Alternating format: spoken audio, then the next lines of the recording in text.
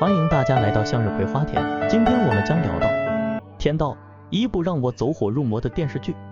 你喜欢的电视剧可能会很多，是吧？但我在这里只给你推荐王志文的《天道》。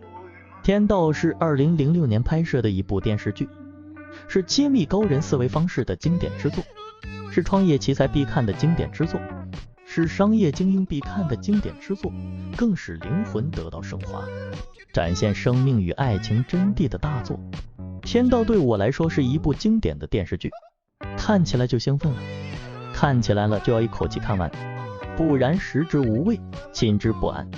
以前有一个群主，他是个低调的高人，在群里给我们分享，从前我在做传统生意，数次破产，数次翻身。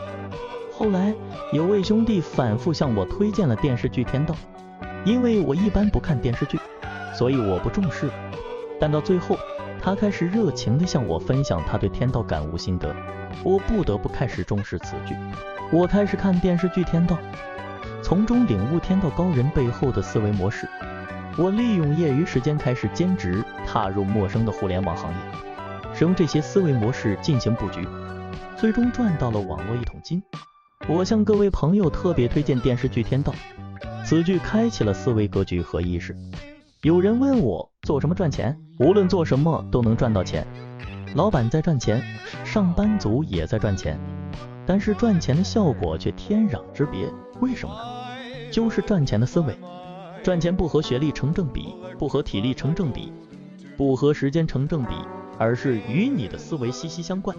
请你切记，无论什么时候，有资金的人被有项目的人控制，而有项目的人被有思想的人控制。在这个世界上，不缺钱，不缺项目，只缺思想。你和你的目标之间只差一步之遥。思维模式，百货公司的香水里面的95%都是水，只有5%不同，那是各家秘方。同理，人95%的东西基本相似，差别就是其中有非常关键性的5%，包括人的思维、格局、眼界、见地。人和人之间关键性的5%差别之一就是以结果导向的4G 思维方式。你第一个需要掌握的4G 思维模式就是逆向思维。如果你没看过此剧，那么我建议你每天看《天道》，消化一集，配合电子书 4G 思维，使你的赚钱能力最大化来学习。如果你看过此剧，自己还没悟透天道思维，那么我建议你学电子书 4G 思维，使你的赚钱能力最大化，这样以后对你的事业有所帮助。为了能让你更容易地理解天道高人背后的思维布局模式，此剧是最好的示范。据我理解，电视剧《天道》里面只有一个主导的思维模式，所谓高人的那种思维方式，点透了就会发现你也完全可以拥有这种思维方式。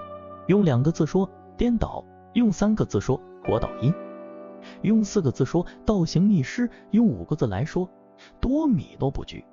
剧中主角丁元英、王志文就是运用结局的思考方式，倒向推演，完成布局，最后按照以终为始，按顺序执行。对中间的人是物流一定的变量，就会一切都在掌控之中运行。